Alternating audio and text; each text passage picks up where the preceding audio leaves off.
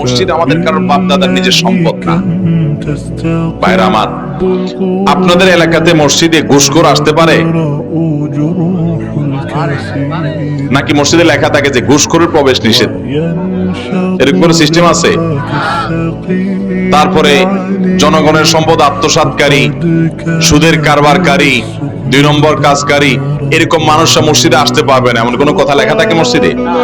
তাহলে বোঝা গেল মসজিদে চোর, বাটপার, টিনচোর, গমচোর, দুর্নীতিবাজ, সুদখোর, ঘুষখোর, মাদকের কারবারি, এমনকি যৌতুকখোর ধরলে তো বেশিরভাগ লোক এখানে ধরা পড়বে। মসজিদে যাওয়ার অনুমতি থাকে কি থাকে না সবার? তো সবাই যদি অনুমতি নিয়ে যেতে পারে, তাহলে হাদিসের উপর আমল করতে গিয়ে এক আল্লাহর বান্দার অফেদান করছেন, আমিন জোরে বলছেন, তার মসজিদে আসার অধিকার নাই? তাহলে এগুলো নিয়ে আমাদের মধ্যে বাড়াবাড়ি হওয়া উচিত। পারস্পরিক শ্রদ্ধা জিনিসটা থাকতে হবে। আল্লাহ আমাদেরকে সে তৌফিক দান করুন।